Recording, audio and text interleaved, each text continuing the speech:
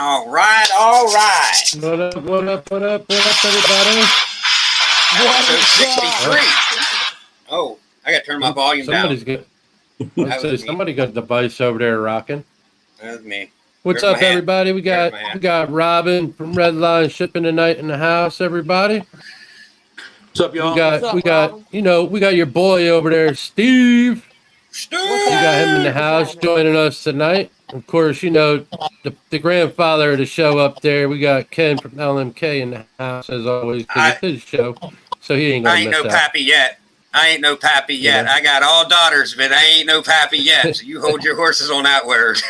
Hey, you better keep these going, bro. Look, go like that.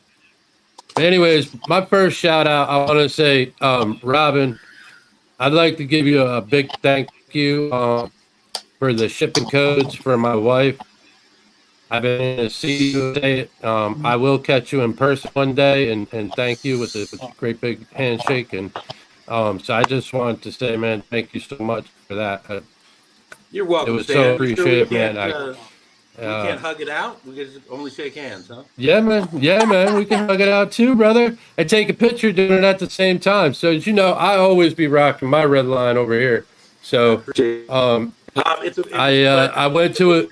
Help out there. I appreciate all of it, brother. Always, man. And everybody else, I've thanked everybody. I appreciated everybody's love and support throughout the whole thing. It was so I thank you from the bottom of my heart, Robyn. You're very welcome. And we've done a bunch of different fundraisers and auctions and for different causes and things, but the Sea of Serpents one was different. I tell you, the feedback we got from people, the appreciation, the people that wanted to participate and support you. I try and be a fairly hard-ass, concrete-souled guy, but that one touched my heart quite a bit. So I was glad that we could participate, and I was really touched by the outpouring of love and support that you got as well, Stan. Absolutely. Thank you. 100%. Yeah. Yep. That was a pleasure And to run. the gentleman out there that ever wants to buy this shirt from me, it's never going to happen. So you can't buy my shirt. You ain't buying my shirt. It ain't happening. Yeah, Let's see who's out there in the chat.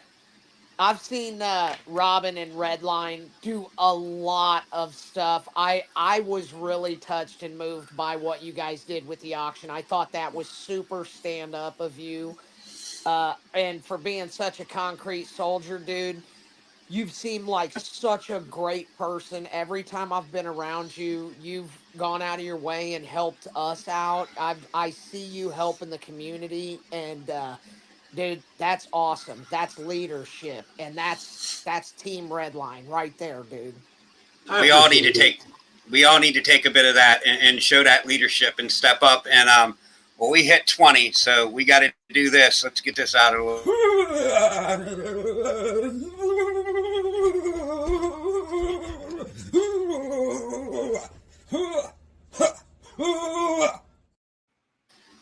I'm not sure if you're aware of that. That's called a truffle shuffle. We do that once 20 hits in the chat. It's a weekly thing. Thanks for the context there. And just so you know, Robyn, he is also open to hugging it out. So just keep, take I'm a that hugger. in. I'm a hugger. That's totally cool. It'd be best if you put your shirt on for that. But yeah. My shirt's on for hugs, and my hands stay above the waist. I will say that. Unless you're a female, they might wander down a little low. I'm sorry, it just happens. Yeah. Let's see who's out here in the chat. We got all kinds of people. James from JNS. What up, dude? What's good, coming in. Yeah, keep those flowing, because, guys, I can't see the comments right now. I super suck. I can be on here and do this, but thank you for sharing that stuff, Ken. I'm not sure who all's in here. What's up, Queen? What's up, Shauna? Well, Stan will be handling it after the shout-outs, but... Hell yeah. Will, what's up, Will? There's Will. Will. We'll get into that wide stripe conversation here in a minute, Will. Bosa, what up, dude? Oh, Something to support himself. What's up, my brother? There's Bosa. Brave Adventure. What's going on, Good, dude? Brave. Hey, We got- can I just brag just a little bit real quick? Sure. Go I ahead. just got delivered a What up, plate Lakers? of hot cookies. Hot I don't know cookies. I don't know about you guys, but yeah, my wife just brought me cookies, so Nothing wrong with some Oh, that's fresh what's up. cookies. I'm all We got set. Steve You get double a cup dipping. of, get a cup of milk go with it, Rob? Well, no, it's going to be a dry effort here, but Dry effort. Uh-oh. yeah. Uh-oh. But What's up, Tommy? I'll make do. I'll make do with these cookies for sure. Tommy, Stan's double dipping as well. as always. Come on. Work. Hold on. I screwed up. I'm back at it. Where are we at? There's Justin from My Animal House. What's up, dude? What's up, Justin? What's up, Animal House? Who else we got? If anybody here? don't know, My Animal House is on before us. Right on before they let me Tuesdays. know show. Yes, Cat. sir. What's up, dude? What up, Thanks for Richie? coming in. What's up? Good to see you, brother. There's Bill Bill. from Victory Lane. What up, Bill? You guys get a big turnout. It's Then we awesome. got the homie Jay. What up, Jay? From Green Hey, Line. Jay. We got Mac O'Morse and Patrick. What up, dude? What's good, Patrick? And we got Pat from North Florida Cold Blood. What's up, homie? Patrick, my brother. We got the man in pink, Sammy. What up, Sammy? Hey, Oh, Bull. hashtag MIP. Yo, men in pink. What's up, Sammy? Bull Python's in the house. Yep. Ran into him in Dallas. He's a Jolly good dude. people. What's up, Snakes for the Memories? Did you get your pink shirt, Robin? I think I did. I did go home with a pink shirt. Yeah. Nice. Yep. I sure did. Anyone else? Almost caught up here. Oh, there's a new one. What's up, Jennifer? Thanks for coming in. Oh, Hey, Jennifer. what's up, First Lady? Not the first lady. I didn't recognize her fits. That is the first Miss lady. Jenny. That's the First Lady. Thanks for coming in. Love the support.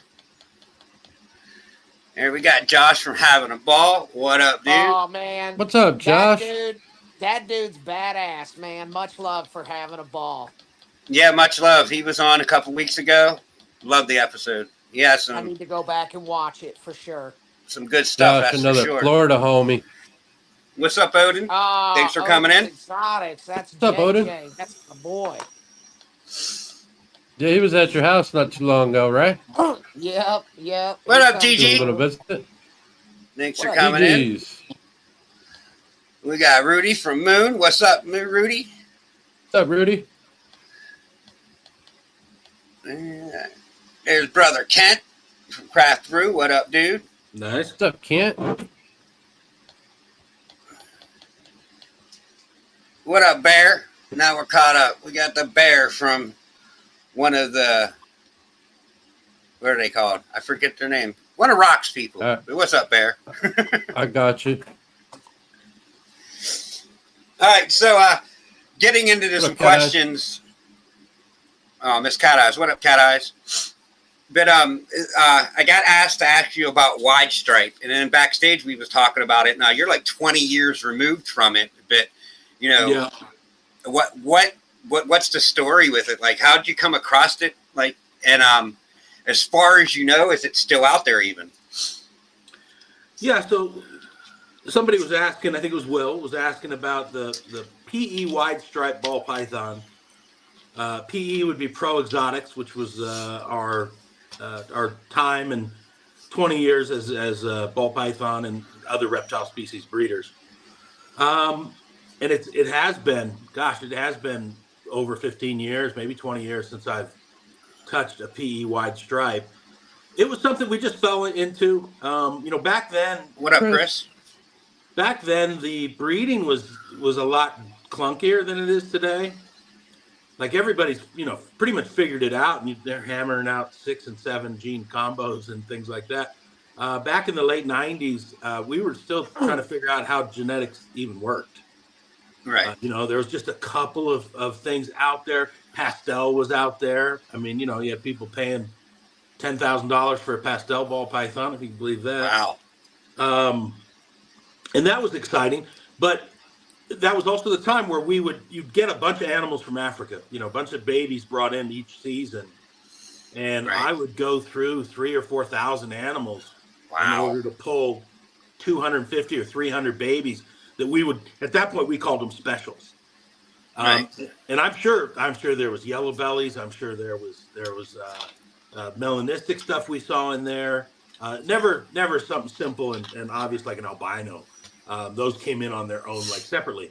But just out of these normal-ish ball pythons, you kind of just had some, unusual special stuff. And there was a lot of partial stripe animals, and once in a while you'd see a full stripe animal. And so we started messing with it and playing with the project. Also back then we were really shitty breeders with ball pythons. Which is funny because you talk to people today and they're like, wow, you can't breed ball pythons. It's the easiest thing. Yeah, true. Today I could breed them really well if I wanted to. Back then we were still trying to figure it out. I used to pair males with females and leave them together for like 3 months, one male and one female, and just leave them in the cage. We didn't understand cycles. We didn't understand follicles. We didn't understand ovulations. Like, I guess we were really, really dumb. Well, it was new back then. Like you was just figuring out. Yeah, that's what I was we gonna knew how say. to breed colubrids. That paved the way.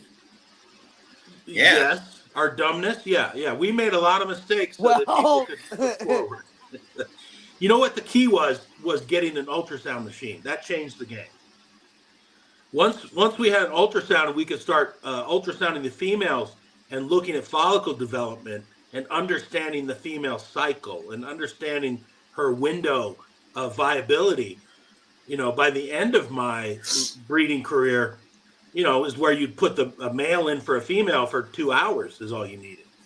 And right. He would lock up, he would do the job, he'd pull it out, stick him with another. You could you could breed him to 15 females if you wanted to over the course of a week. But yeah, back then we just paired up 1 and 1 and just left them and crossed our fingers and hoped for the best and had really mediocre success.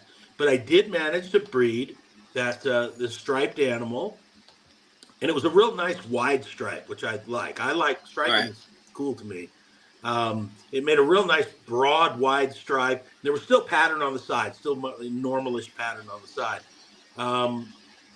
And so we started producing some of them.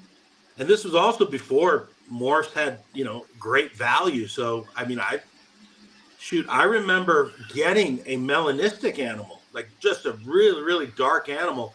And I sold it to Tracy Barker because she was the only one that had interest. And she wanted, she paid me $300 for it, I think. Right. And that might be a foundational animal for a project today. I don't know. And the stripes, I think I sold them for $250 or something. Probably. It wasn't a thing where you could easily sell animals for $5,000 or $10,000. Pastels sold for a lot. I remember, I think we paid $12,000 for a Mojave from TSK. Wow. Yeah, it really. If you want to get into it, and really bring up crazy shit. We paid over $100,000 to Ralph Davis for a white ball python. Wow. Yeah, the same animal you can get for $175 today. But back then, it was just Wild West, and the sky was the limit, and we just, you're just dreaming really, really big, kind of like Steve got at. You are paving the way, but boy, there were some expensive and hurtful lessons in that pavement process. It was tough at times, for sure. I did see on the PE wide stripe, I did see a picture. Somebody sent me a picture maybe last year that they had got one and they were, they had it in their collection. I can't for the life of me remember who it was. But they're still out there, here and there. I'm not in the loop on, who's working with them or what they're blended into or anything. We did some albino blood python stuff and some striped blood python stuff. And I still hear about that stuff out there, PE striped blood pythons and awesome. PE albinos out there. So, it's cool. my career has evolved so much over the decades, 30 years plus now. It's very humbling because the reality is you're just not that important in the grand scheme of things. You really aren't.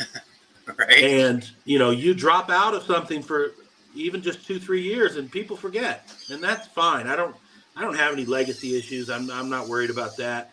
But most of the people I interact with today in our world have no idea that I bred animals, at one point, and significantly so. I mean, we produced a ton of stuff. I think we produced over 125 different species of reptiles. So, I mean, we had a lot of good success. And back in the 90s, you weren't hyper focused on one thing.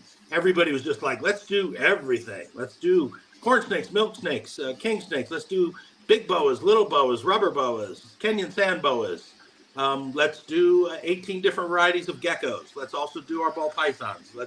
While we're at it, let's do some lizards and monitors and big lizards and small lizards. We were just doing everything, and honestly, everything pretty mediocrely again, until we started tightening up on the species, and then you started to have some good focus and better success. But I encounter people all the time that have no idea I worked with animals and bred animals, and the Reptile Report still exists today, and over 1 million strong on Facebook. I encounter people all the time that have no idea that that's my company and my thing. Right. So yeah, there's only a handful of What's up, folks. Ashley? There's only a handful of folks in our hobby and industry that are truly generational as far as their legacy. And Brian Barczyk, I think, is going to be one. I think people talk about Brian 20 years from now.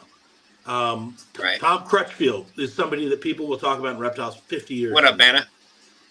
But for myself, no. And once I'm gone, retire, I don't think anybody's really gonna be thinking of me that much longer after that, and that's fine. I get really excited on watching new folks and new generations come up. I'm really a big entrepreneurial fan, so I love watching new entrepreneurs come up and start new businesses and just get out there and fucking kill it. I'm a big fan of that. So that's cool that our industry and our hobby keeps churning and new people keep coming on. I love it. Right. Submission. So, what made you shift from the breeding of the animals to shipping animals? To really focus on shipping. What up, Larry? Was a really impactful event. And that was that we had a facility fire and it just wiped us out in 2011. Right. And so that was, that wasn't our choice. That was just something that was put upon us, and you read and react. So we didn't have any say in that. All the animals are gone. We had started Reptile Report before that. Excuse me. No, we started Reptile Report after that. So that was the opportunity that I could work on this Reptile Report idea that I had been kicking around in my head. And shipping had just gotten underway. And so we decided, we want to stay in the reptile business. We want to stay in the industry. Honestly, we were too fucking heartbroken to get back into the animal side. Right. After losing thousands of animals just suddenly and abruptly like that was very difficult to deal with. But to say, hey, let's pivot over to the informational side and the service side. There's a future moving forward there. That's what changed our focus was at that very crucial point of our history, for sure. Yeah, that'd be rough losing that many animals. I mean, I try to think what would happen if, I would have a fire and lose my animals. Would I be so willing to jump back in? And I'm not so sure I would. So, that's definitely a tough one there. Some people have done it and been successful. Anthony Lecomte had a facility fire and lost a bunch, and he managed to pull himself back up and keep breeding animals, boas and pythons. JT from Reptichip had a fire, took out his house. What's up, DJ? Which is a different experience than losing animals. And Ari Flegel, Ari and Ryu had a fire of their personal collection last year or the year before. And they're still doing Reptilandia. But, I've talked to these folks and we do have this weird, shitty club in common that we've lost things to fires. it's a really, crappy group to be a part of, but you can identify with them, right? That I've been through that experience.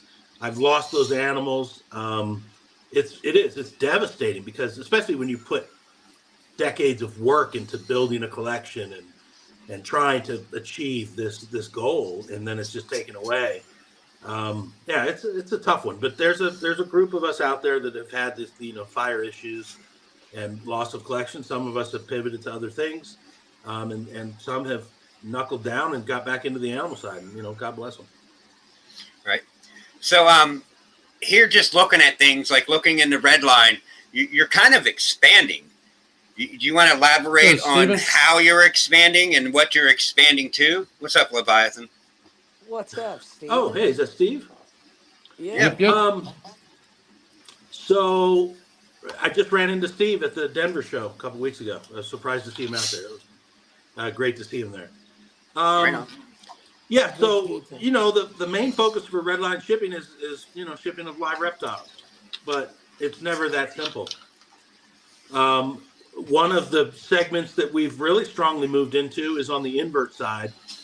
The spider and tarantula folks. Some of my biggest shippers are spider and tarantula folks. That segment of our industry has just exploded. The isopod world is exploded as well. So I got a lot of isopod shippers. So that's been really interesting to watch. But going back to my days in shipping reptiles, there's also the aquatic segment is very strong for aquatics. Typically tropical fish, but more typically corals and frags and stuff like that. And then we're looking really strongly at the plant side of things. As our hobby evolves for more of the bioactive substrates, naturalistic setups, that old, what we used to call the European type setups, instead of, tubs with newspaper, more bioactive setup soils with plants and live setups, that plant side of things has really exploded as well. So we're also servicing the plant folks in shipping. Nice. That show that was 2 weeks ago here in Denver that I saw Steve at, a lot of great vendors were there. I'd say 30% of the vendors were plant folks, like nurseries. And that was a really great experience. They had never seen anything like a reptile show. That doesn't exist in their world. So to come out, and there's a bunch of gecko breeders and snake breeders. There was thousands of people there. Those plant folks were blown away by our world and what we do, and their sales were off the charts.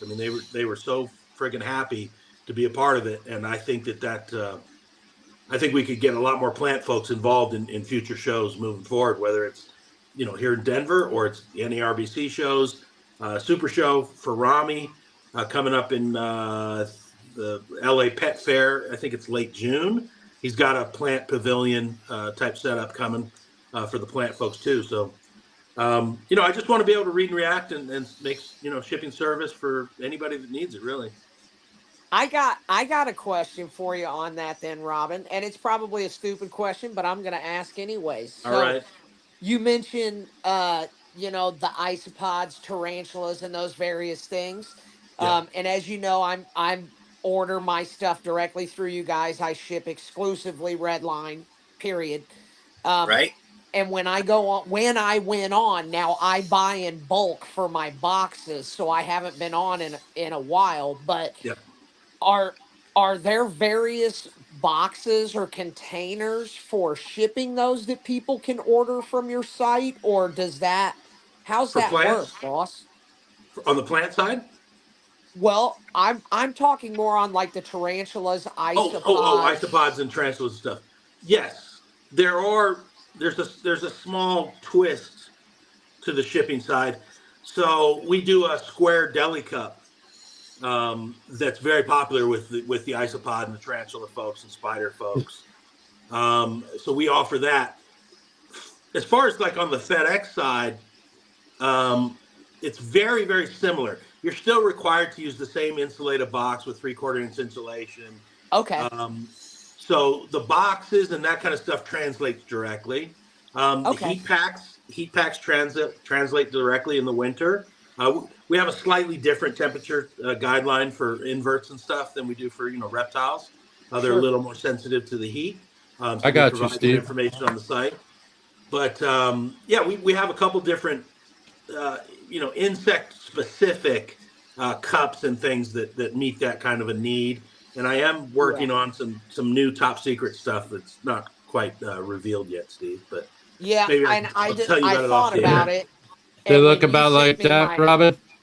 when you That's sent me my one of gift them. package, Yep. you put one of those little containers in there. I know what you're talking about. Yep. Yeah. So, And but my those are really question was cool. more along the boxes, and we use the same boxes. So, Yes, we do. okay, What's interesting is on the plant side, that's where it changes. For expensive plants, for $100 plants, for $300 plants and cuttings, those folks typically they use the same type of insulated boxes that we do. But there's a lot of inexpensive plants, $15, $10 type things. And a lot of those folks ship U.S. Postal, and they just ship in like a priority mailbox. And with just some newspaper or packaging material. It's not to my expectation or standard of we have to do this insulated boxes and specific approach to when we're doing live animals. And the plant folks it's just not as necessary for them. And there's not the same requirement. FedEx doesn't have any flexibility on packaging live reptiles, but they don't really give too much of a shit about how you package your plant. It's up to you to package it so it's arrived safely. So as we expand into the plant side, we'll have to vary the packaging some to meet that What's up, kind of upstate? need. What's that? I was just saying hi. What's up to people? Oh, you're giving shout outs still. Right on. So for the expensive plants, we still do the exact same boxes and deli cups and setups. So there's a lot of parallel crossovers there, which make it a lot easier to work with.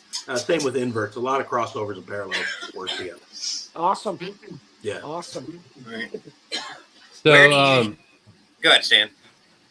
Robyn, any upcoming projects coming out? Kind of like you did with the patches? Something you can say or no? We're still pushing forward with patches and sling bags. I guess I should have thought in advance. I would have put one of Steve's patches on here. But I mean, I'm still placing orders. I just heard that an order of patches was shipping today. And I think there's a Morph Market patch in there. Gosh, who else is in there? JMG's got a patch coming for JMG Reptiles. There's another, dozen different designs. I'd like to push that project all through the rest of the year and get some, Nice. have folks reorder and do it. I did just come out with a backpack. We did 12 backpacks of the same big, like a big backpack in the white material. It cost me an absolute fortune. I only made 12 of them, and they sold out within 2 days. And the demand was strong enough that I actually lost mine. I had to give it away to another person. One of my staffers wanted it so badly. I was like, well, I guess take mine. So I don't know if I'm going to make any more. I'm not know if I'm make any more backpacks because they cost me $295 for the stupid backpack. It's just the material. That white material is this weird high-end mountaineering material. It's absolutely no point in having it in a backpack. There's no point in having it in a sling bag. I just thought it looked cool as shit. So I wanted that material. But for all of the material to make a backpack, it is a literal fortune. So we just had those. Now, there is a new thing coming out since you asked, Stan. And I'll tell you about it here. I don't have a visual representation. And it's very shipping nerdish. So if you guys fall asleep on me, I understand. You got our attention. We ain't falling asleep.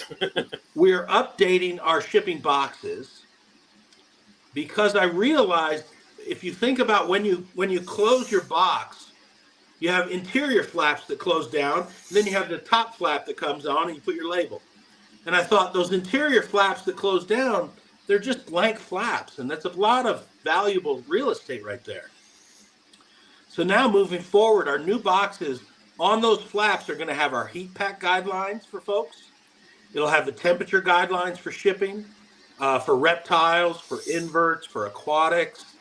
So it'll be a spot that especially new shippers, which is a lot of folks, can more easily reference what the temperature guidelines are, what the heat pack guidelines are as they're packing their animal. They don't have to go to the website and go to the FAQ and look up the temperature guidelines and then see. It'll be right there on their box. And I think that's gonna make a big impact, having that kind of super important information available to folks right there.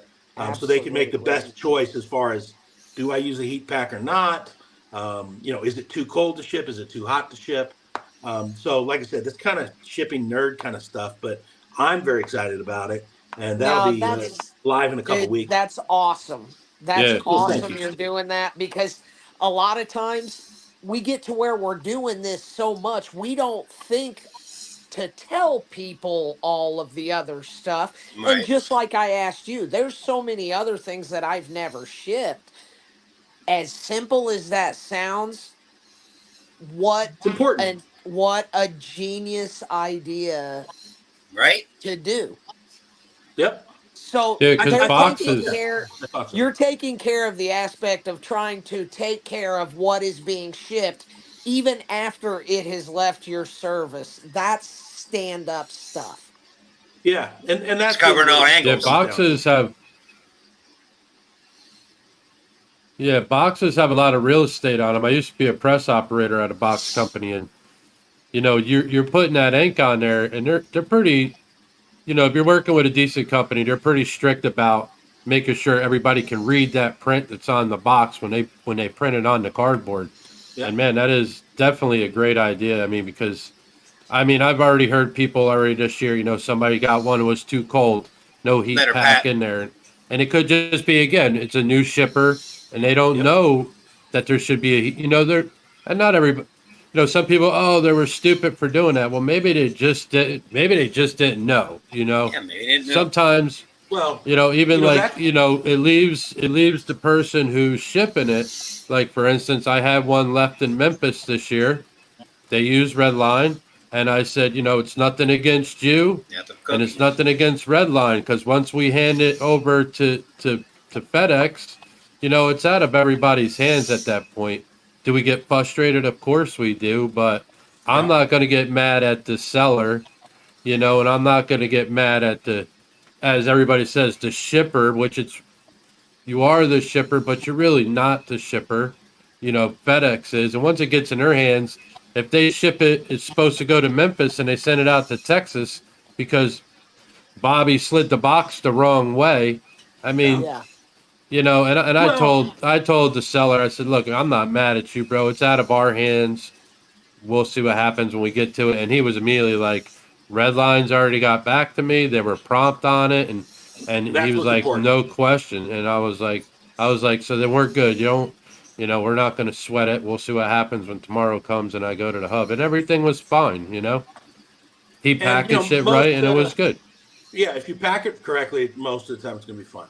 Wacky stuff happens, gets misrouted or missorted or something. Yeah. It is important that you have an advocate for you to press with FedEx on getting the package taken care of. And that's where we come in. I mean, we give, hey, we give a great discount. Oh, that's awesome. But more importantly to me is the customer service and support part, because my team is so good at finding the packages, pushing those packages to get them back on track, to get them delivered, to get some special consideration, to get them available for pickup, because it is a live animal. I think that's where a lot of the value in having the right team behind you makes a crucial difference in the end. 100%. 100%.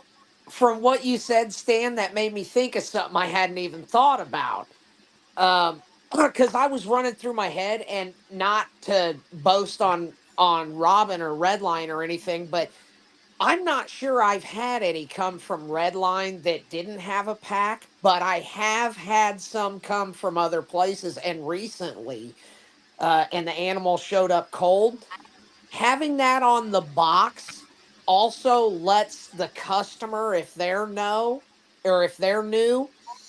know what they should be expecting, because sometimes, just sometimes, people are cutting corners. Absolutely. And Yeah. it almost holds us as breeders and shippers accountable for proper practices too. What's up, brother Kurt? What up, Kurt?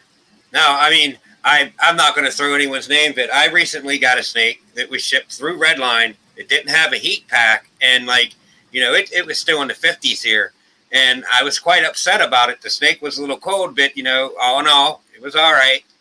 You know what I mean? So I just didn't make a big deal about it, but I'm anally if it needs a heat pack and I can't get like a reptile heat pack, there's toe warmers that only get up to 103 degrees. They're the closest that you could find to a reptile heat pack. And I've shipped 2 or 3 with them because I couldn't get the reptile heat pack, and all of them was fine. My snake was warm. It didn't get too hot. So, I mean, there are ways that you can go without it. Say if you don't have time to get the right heat packs, from Redline, which you should do. You should get the proper ones. That's the proper channel. Just be very, very careful. Be careful. Don't put hot hands in there because they get up to like 120 degrees and you could burn your steak. Like, absolutely. That's why I've got to push back on you, Ken. Well, go ahead. Push away. You shouldn't use any heat pack less than 40-hour heat pack, period. Right. And, the DOAs that happen in the system, if you pack it according to our guidelines and use a heat pack according to the guidelines or not use a heat pack according to the guidelines, there's really no reason the animal should show up anything less than great health, even with a delay. The number of DOAs in the system is a fraction of 1%. Wow. Of packages shipped. It's actually a very rare occurrence. If we ship out 2,000 packages this week, we might see 1 or 2 DOAs. Could happen, but that's a really small fraction. Now, 95% of the DOAs that happen are misuse of heat packs, and that's when people use hand warmers or hey, we need to use a 40-hour plus heat pack, and people are, well, I can go to Dick's Sporting Goods and I can get 220s, so I'll use 220s. That makes 40, and essentially they get way hotter. They burn. Yeah, it gets way hotter. It burns up the animal. So yeah, I would rather, my official recommendation and strong recommendation is if you need a heat pack and you don't have it, then wait till next week and order a heat pack. Yeah. Right. And and I got to throw one more thing. I don't know how many people are down there, but for anybody that's shipping, don't trust just the adhesive. Okay? If your package gets delayed, guys, tape that son of a bitch all the way around on that, or zip tie it on that foam. Secure it. Don't tape over the actual material, and it's the red line out, guys. Pink line, but I'm just saying, red What a line coincidence. out. What a coincidence. If you zip tie it too, it'll work great because this way. I mean, I don't know what you got tape, Robyn. You guys carry tape. I mean, tape does hold, but the styrofoam sometimes it'll let the tape fall off, even packing tape. So if you zip tie it, you don't have to go all the way around it. You just poke it up through it and then I started endorsing that zip tie technique. Brandon Nixon was the first one I saw do it. I know a handful of people have done it. It was one of those like light bulb moments. I was like, holy shit, that makes a ton of sense. And it's super easy to do. So we started shooting some other videos recently, some shipping packaging videos. And in those videos, I'm doing zip ties now. What up, Will? What's up, Will? Yeah, I like the zip tie method for sure. It's more secure than the tape. Like Stan said, it's the tape. It just doesn't stick to the foam very well, but the zip tie, it works perfect, doesn't let go. Yep. So I'm a big fan of that. I'm glad. So I'm going to have to look the zip tie stuff up. I always take my tape all the way up around itself and like halfway up it and tape it to itself. Yep. That's how I've always done it.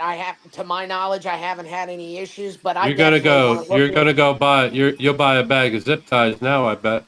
I already have green. He already zip has zip ties, ties. Yeah, you'll be and rocking I it. just bought them because they're green. You're just giving me a Right. reason to use them now. I Right. need to use Well, some that's Yeah. stuff, so. guys. Yeah, same thing. Like Brandon Nixon, his color scheme is black and orange, so he had really cool orange zip ties.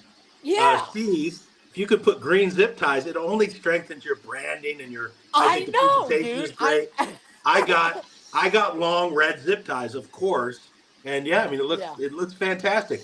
I think I think that's something that a lot of people overlook. If you breed and sell ball pythons, cool. There's a lot of people that breed and sell ball pythons. It's a very busy, dense market. It's about how you stand out amongst your competitors. It's about your branding. It's about your personality, and it's about something as simple as a fucking orange zip tie or a green zip tie. That when your customer gets it or people see your video and it pops, they're like, "Holy shit, Steve's got great style. I want to do business with that guy." And I think those small details I think really make a difference in how you can stand out from your competitors. I think a lot of people overlook that simple detail like that. Right. So where do you see Redline in 10 years? 10 years. I mean, I think the reptile industry has very, very long legs. So we'll still be doing reptile shipping. I think we'll be a major player in the plant shipping world. Um, for myself, I'll be in fucking Belize or somewhere, working from my laptop. But my superstar AJ will be running the show.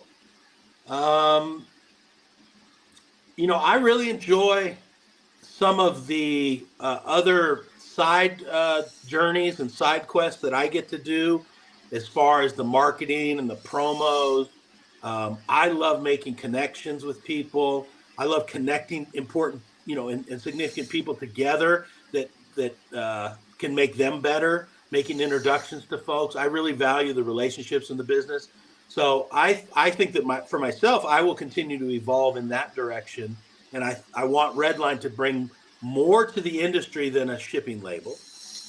And if you really look out, I think that Redline, under our Green Line moniker, is going to be a heavyweight mover on the shipping of cannabis.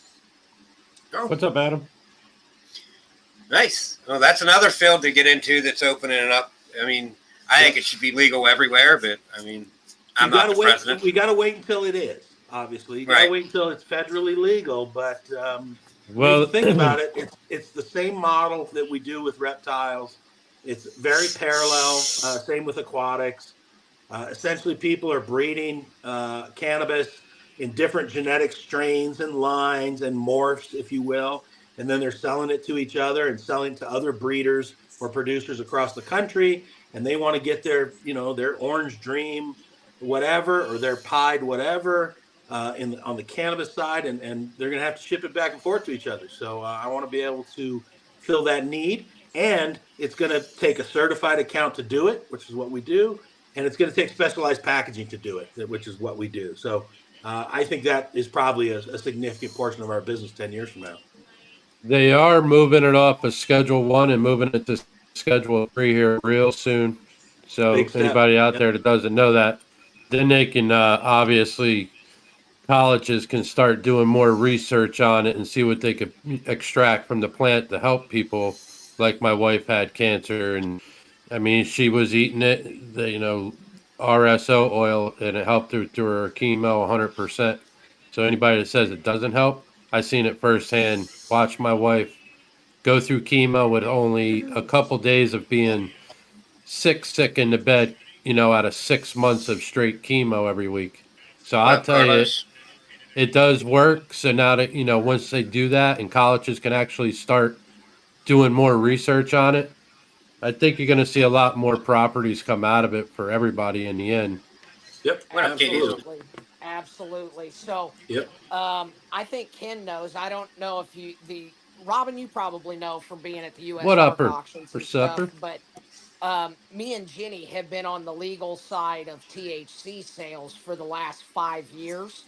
Okay. What's up, Katie? And I'm on the wholesale side of things, but Jenny was a customer service manager, and she dealt with a bunch of cancer patients, and we could never make What's up, claims John? of what it does, but the stories Lord of Ford, what's up, dude? success that we receive back from the community, guys, that's huge. Yep. It's Game huge. changer. Game changer. We've been looking for a cure for a long time, and it's not necessarily a cure, but it's a right step in the direction. Right. Yeah, That's if it can, that's my if it can help people's quality of life, it can help people's process and journey. Fantastic. And I What up, actually, Chris? my brain does not favor it, so I don't get high myself, but I don't begrudge anybody else that does, recreationally or medicinally. And I think it's an important thing. Colorado What's has up, really embraced Chris? it on our the Colorado side, and it's been tremendous for our economy. Of course, raised a shit ton of taxes for schools and stuff as well. So yeah, I think we'll be looking at boom times with that particular industry, and I That's want to make awesome. sure that Redline's positioned to service the shipping side of it for sure. That's Right awesome. on. Anybody wants to watch some stuff on medical, just watch Phoenix Tears with Rick Simpson. If you wanna get eyes running and watch these kids that take it and come out on top, it definitely make you crying watching those videos. He's got kicked out of Canada because he was, doing it and making the RSO for people and not charging a dime. Videotaped his whole journey and took it to the Mounties and showed them, and they raid it and cut everything down. And he did it a couple years. They kicked him out of Canada, and he had to go to, I think, Morph. Nova Scotia for a little while. But it's definitely a whole different world now. It's Thank you, Fred and AJ. Yeah, Much love, Renee, family. what's up? So we're But getting down to, yeah, to so the nitty gritty here. We you have to ask definitely the are on the question. right track with that, Robin. 100%. Thank you. Thank you, sir. Exactly. I appreciate it. So we ask everyone this question, but what superpower would you like to have? It's just kind of a fun one, laid I mean, back. I think it's got to be to fly theoretically. Right. I mean, flying would be super cool, but I mean, if you didn't have an additional superpower of temperature resistance, that it would probably be pretty terrible. And if you didn't have the strength aspect, you could probably get pretty fucked up. But I mean, lack of oxygen up high would be kind of you know hard what I'm to saying? handle. Like it has the instant appeal, and then when you really start breaking it down, you're like, oh well, I'd only make one trip, and then I'd faint and fall into a mountain somewhere. That's why I said invisibility is mine, because if I want to So go not somewhere, I that can just one, turn Robyn. invisible, then go in a plane and fly wherever I want. Yeah, but see, now you're taking your shirt off and shit again, and What a I bit. don't know. I'm not a, He's I would taking have off to go his shirt naked. again. I would have to go naked everywhere without, something, just floating through. Seen Yeah. Zombie coming in here. What up, Zombie? Okay, so what is it then, Robyn? Because it ain't flying. It sounds like you're kind of not liking flying. huh? I mean, I don't. I mean, I'd be the Silver Surfer in an instant. That'd be pretty fucking rad. Go throughout the universe. Yeah, I mean, flying has got to be it. I'm going to ignore the downfall of it.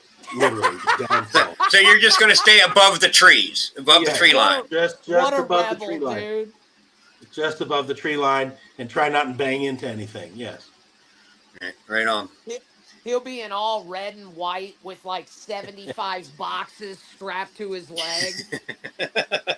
Yeah. See, I'll just be the Santa Claus delivery guy. I will deliver packages. Oh my God.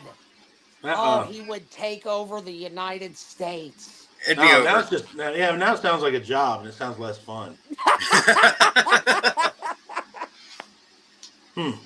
So we got about 10 minutes left. I'm convinced, but to anyone out there that's not convinced, why Redline?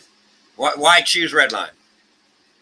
That's just the silly pitch part, but I think we have the best site. We have the best interface of all the competitors. I think we give the best experience. I think we have the best customer service team. Absolutely. There's nobody else in the industry that has AJ like we have. She is absolute superstar and a tremendous leader on our team. We have the best features on our site that other people don't offer. And I thought about it.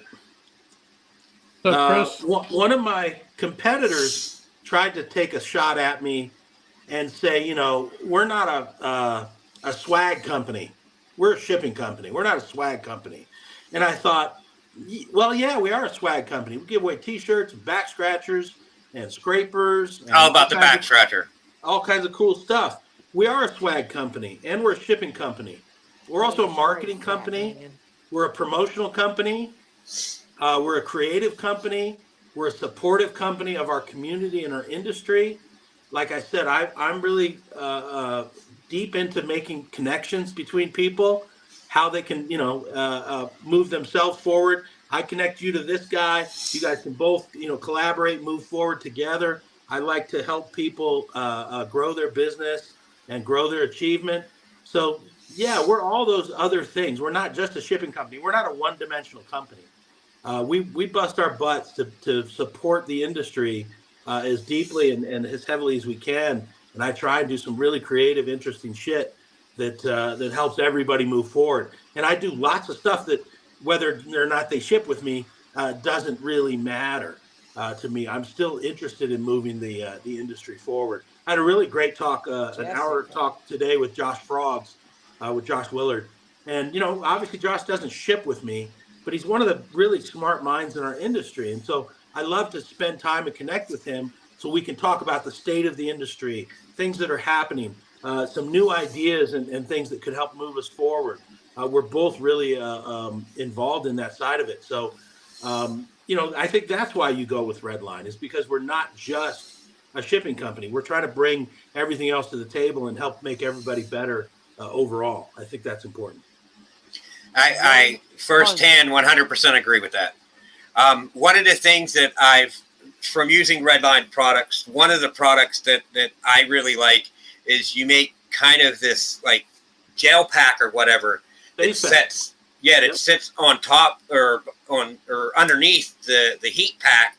So, even if some dumbass wants to use hot hands, that heat's not going directly into your package. Like, I mean, I was just like totally flabbergasted, like, by that little package when I got it. I'm like, well, look at this thing. This is cool. Let's playing with it. I mean, maybe I'm easily amused, but it amused me. Well, I mean, I'm not going to ask if you were wearing a shirt when you were doing that, but yes, I was. The face pack is it's a nice product. We manufacture that in-house. Wow. In our warehouse in North Carolina, and it's just another tool that we can bring to the shipping world that gives everyone best chance of success. It improves everybody's chance of shipping that much safer, and that much more reliably, so we can get animals to their destinations, safely and responsibly. So, the face pack is definitely part of the overall puzzle for sure. I just thought it was something that just was needed into shipping. I mean, I know it's like an extra $5 cost, but I mean, when you're shipping $1,000 animals, what's $5, extra to ensure that animal safety, across the United States? You can reuse it 100 times. It doesn't, like a heat pack expires after one use and you throw it out. The face pack, you can use it for the next 5 years, unless you puncture it or tear it or something, which was interesting because we had a bit of a steep learning curve.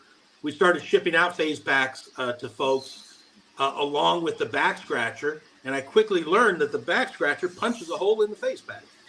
I didn't really consider that when we started including those two things together. So now those are separate. But yes, the face pack is a great item. I'm really stoked to have our own branded, made in-house pack like that for sure. Right. Now, just say worst case scenario, say if that face pack got punctured during shipping a reptile, like the chemicals inside of it, would they hurt anything? There are no chemicals inside of it. So there's an older product that's a phase pack that is filled with this weird chemical goo, and I used them for years, all the way back to the 90s, the cryo packs. And when those puncture and leak, yes, it's a weird chemical goo and it's messy, and I've seen it actually burn animals, and so dangerous. Our pack is completely organic and biodegradable. It's just oil. It's an oil-based product. So it can, if you puncture it, yeah, it'll be slippery, but it's not a danger to the animals. It's not a danger to you, and there's no chemical aspect to it. So I was very, that was a key factor in saying, hey, let's do our own face packs, because we can do it. No chemicals, make it biodegradable, make it organic, and have a superior product that way, for sure.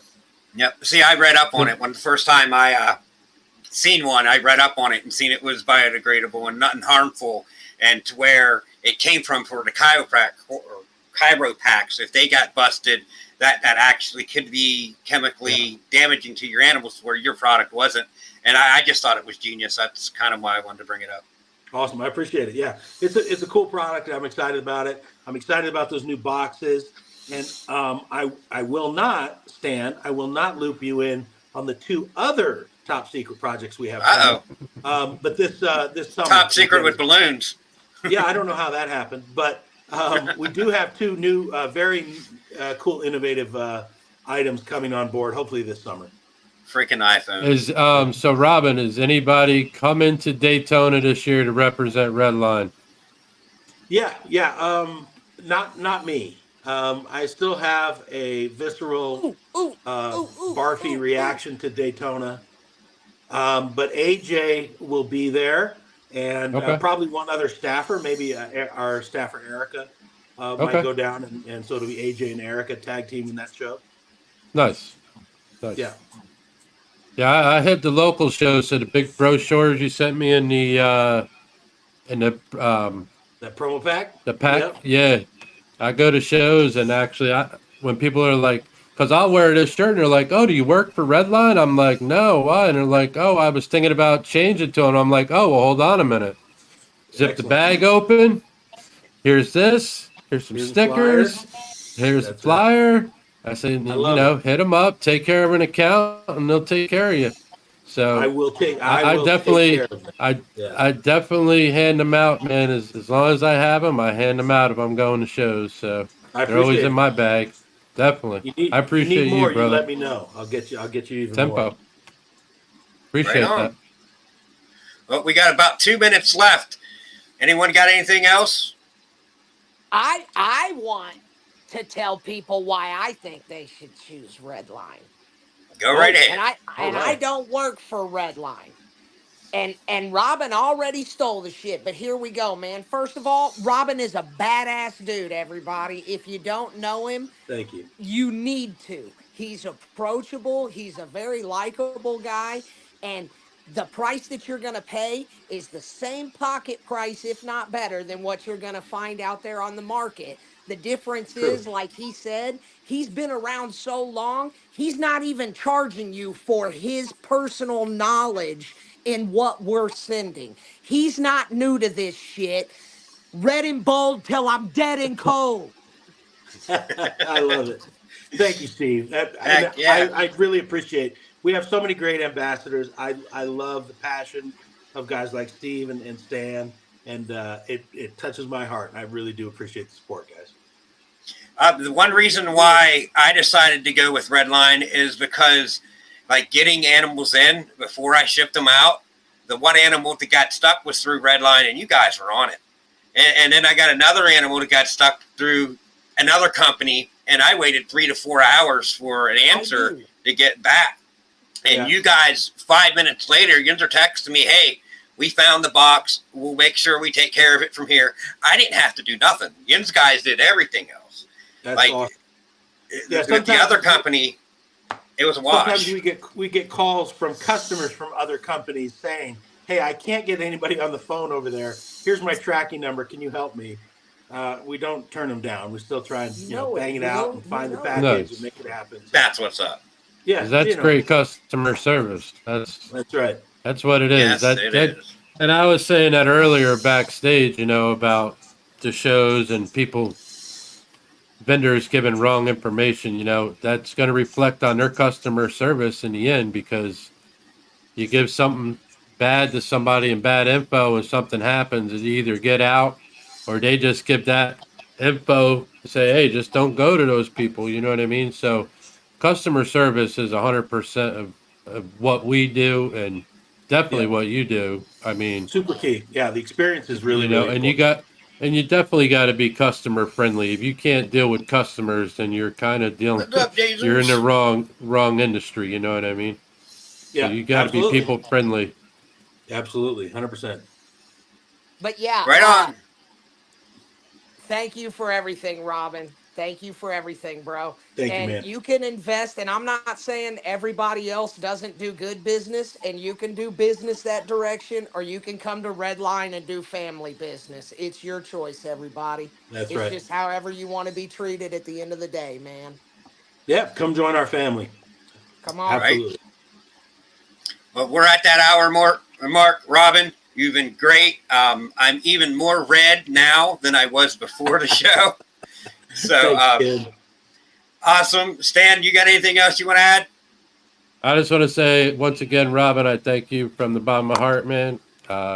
If you guys ain't got an account with Redline Shipping, head over there today, man. Get it. Set up your account. Any questions you need to ask, I'm sure they'll be 100% answered all the way. And Yeah, if you reach out guys to me ain't, directly. Reach out to me and tell me the Stan sent you. I will 100% take care of it. Absolutely. and if you And guys ain't everybody, US ARC members, head over there today, man, and become a member, because strength in Oh, numbers, baby. We need everybody we can. Keep this That's hobby right. going, this industry pumping That's 100%. right. So, and I did Steve, I make want to my thank $20 you for coming on donation. tonight too, brother. Right on, Yes, you Steve. did. I just wanted to add, I did make my $20 donation from us hitting 30. We got to 20, but since I lacked for like 2 weeks, I doubled it and sent 40 today. I sent some people some proof that I sent it out, so they know that I sent it out. So when the chat gets to 20, we do the truffle shuffle. When we get to 30, it's $1 added on that I send. And when we get to 20, I make that $20 donation to US ARC. So numbers are doing something for, this show. And I just want to show a little bit of appreciation somehow. Steve, you got anything down there that you want to end this on? dude, I already said it, man. Hey, I'm Chris. good, and it ain't very often I ain't got What up, nothing to Pete? say, man. I put it out there, bro. Right on. I appreciate you coming on, Robyn. I appreciate you taking the time out to come on the Thanks for show. having me. Thanks Awesome for show. inviting me And well, till next week, Thursday, I'm hosting the RWO show this week. So we'll be right here Thursday at 9 o'clock. And then till next week, if I don't see you here, I'll see you. You hear? We out. There it is.